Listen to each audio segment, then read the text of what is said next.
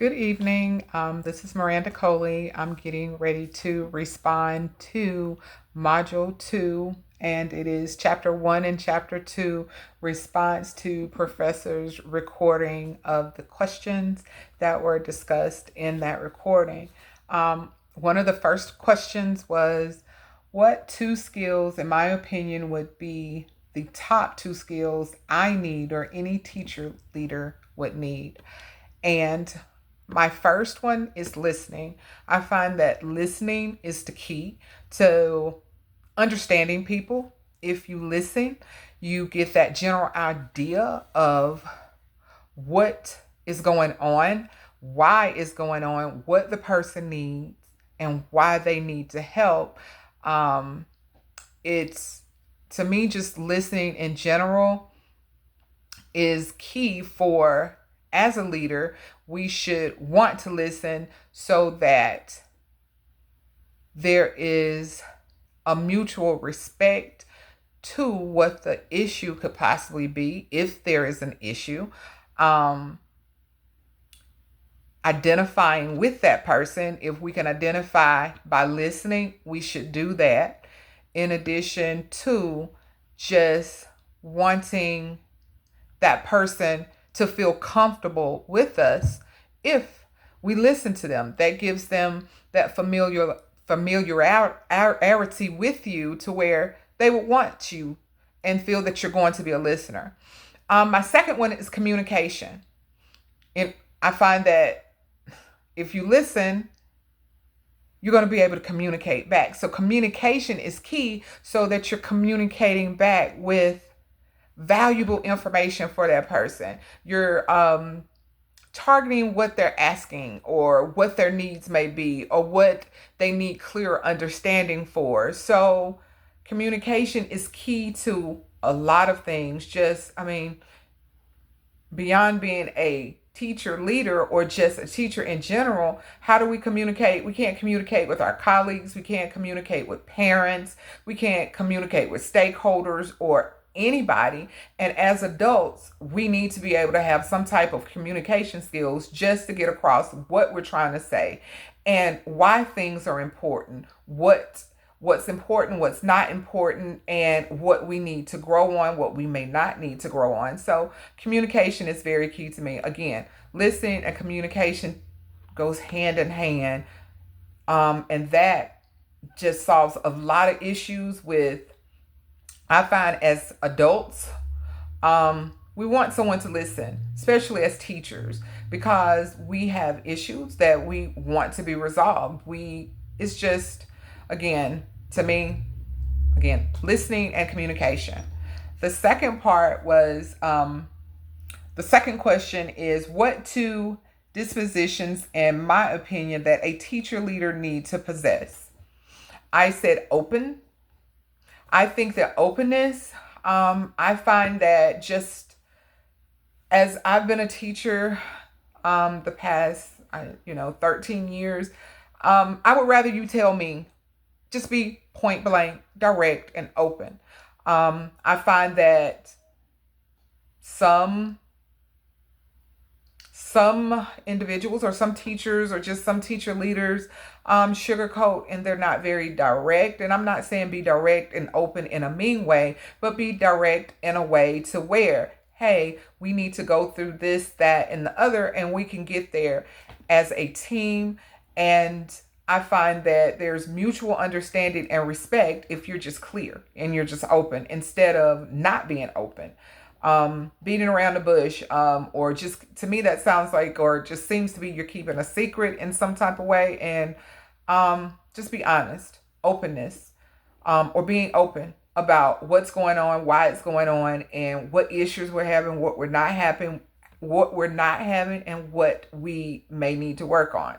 So if you're open, we can resolve the issue instead of, if you're not open, it's going to continue to happen. And I have found that sometimes as teacher leaders, or I've had teacher leaders that will come and talk about the teachers, but they're not being open about what's going on.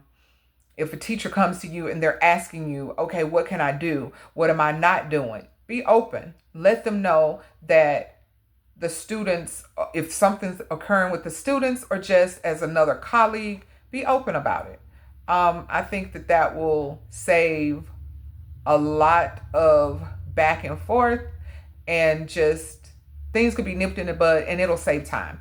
Time wasted is really of an essence. So just a saving of time. And my second was consistency or consistent. I find that if we're consistent, um, I'm not saying I'm being boring, but consistency in what the expectations are and where we're going. Just that's just like a meeting. Your meetings, the first thing you do is you have norms.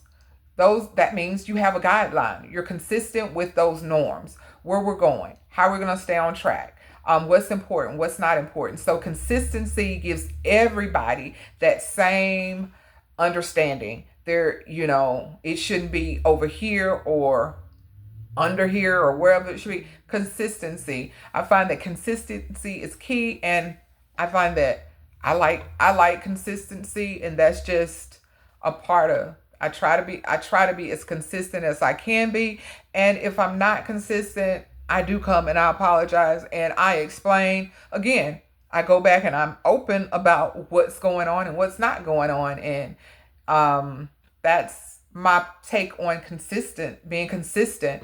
Um, it's not like I'm wavering back and forth. It means that when you see me, you hear me, I'm going to pretty much give you what you need to know at any time that you need to know it, and we know what to expect.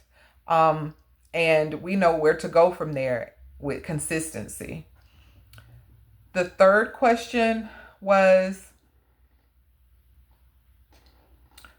what are the top two ways to reward teacher leaders?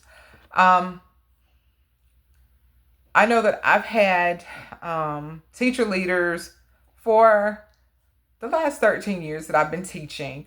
Um, and the last 7 years, I've had, I think, maybe a change, several different changes between the teacher leaders.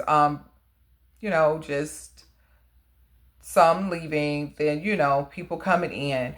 And as far as, I'll just get to it. Comp time. I find that just most teacher leaders come in. They come in, as the book even states. I've seen this in my personal experience. Teachers come in early, and if they're not, come in early and they stay late, and just that time that you're spending, if it's away from your family or just just mentally, that time, is it some way to comp them that time to where they could just have a breather?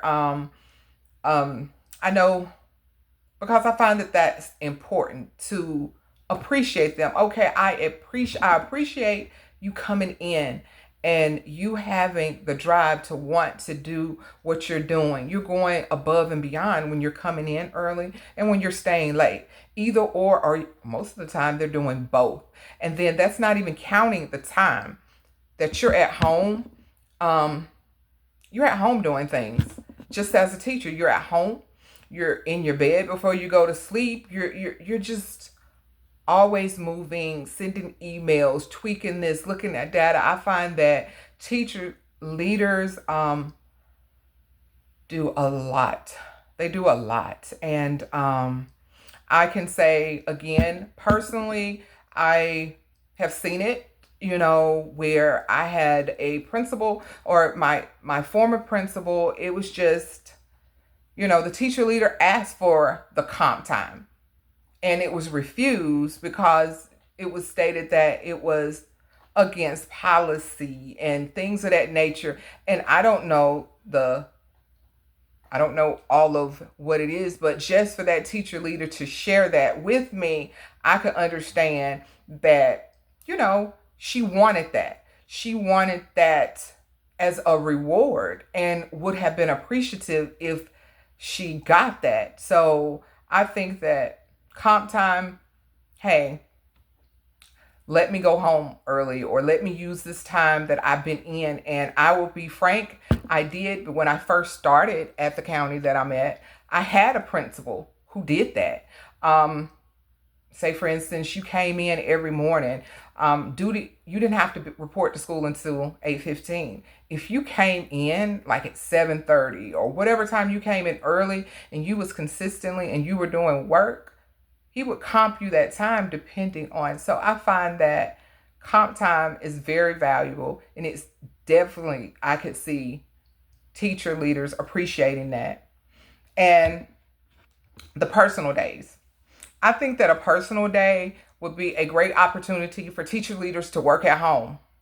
Um, Maybe they just need a break from being in the building. Not that they're not going to be working or whatever, but that personal day just to say, hey, I want to unwind. If I want to veg out or do whatever in my bed or in my pajamas in my living room, it's not that I'm not shooting emails. I'm not still keeping office hours, whether it's via Zoom, Teams, or whatever.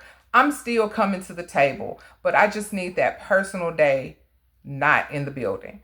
Um, so I think that those personal days are important as well. It kind of coincides. I don't. It's not the same as the.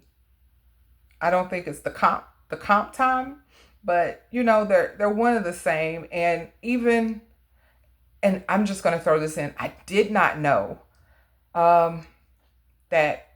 I know in my county, teacher leaders, as the, say for instance, I know instructional coaches that we have, I didn't realize they still pretty much get the same pay as regular teachers. And I just find that, I know that all of us go above and beyond, but they are so responsible for, again, a multitude of things. It's just, I think, just like I said, I think that would be a third one, just throwing that in there. I mean, additional pay would be, I could see going a long way as well. Um, the fourth question is, how important, in my mind or in my opinion, that it is for a teacher leader to have a good working relationship with the principal. And the options were not so important, somewhat important, or very important. I'm going to say very important. And the reason I say this is because, from personal experience with my teacher leaders, if your teacher leader is unhappy with you as the principal, they're like your eyes, and they're like your eyes, your ears, and they're just, they see all the teachers. They're in the PLCs, the just professional learning. They're in everything. So just think, if I'm the principal and my teacher leader really doesn't care for me, I mean, people try to keep that professional relationship. Again, I'm going to say, with my experience, sometimes you just share things that makes you look left and right and be like, okay, I really didn't need that information. And it's information or just stuff that lets you know, hey, everybody's not really on one accord. Everybody's not in unity. So what is really going on? Um, and if your teacher leaders are not with, or doesn't really have that, what is it? A solid working relationship with the principal, I really don't think that's not a good, that's not a good composition of things. Um, because I find that, just again from my experience and what I've seen in my school, um, if the principal doesn't get along, or things are going, or doesn't listen to the teacher leaders, um, that builds up some type of wall. It's noticed in meetings. It's just there. And again, the comments that are made, or things that the teacher leader may come back and say, well, I told the principal this, I told them that. They just didn't do it. And I think it's a bunch of chaos, it's confusion, and it distracts and it takes away our purpose, and that's for the students. And if that's the case, I'm pretty sure just everybody in a whole can tell, and the school doesn't thrive the way it could strive with everyone collaborating and working together. So again, if the head and then the other people that work with who's in charge do not collaborate, and the teacher leaders, just find that the teacher leaders are in a lot of things, as far as they're in the community. They're holding meetings like Title I meetings, and they're involved with parents, the stakeholders, and I mean just a multitude of things. And if there is not a good relationship, everything can go awry, and you're wondering why things are not working for the better and the good of the school, and why things aren't positive. But I just think that that is very important. Yes, teacher leaders should be able to communicate and have a very close relationship, a solid meaning that they're going to be consistent. There's not going to be, there should be consistency. I mean, it's just based, even I'll even go back to the things I've said. They have to listen to each other. There has to be some type of communication. There has to be open. They have to be open.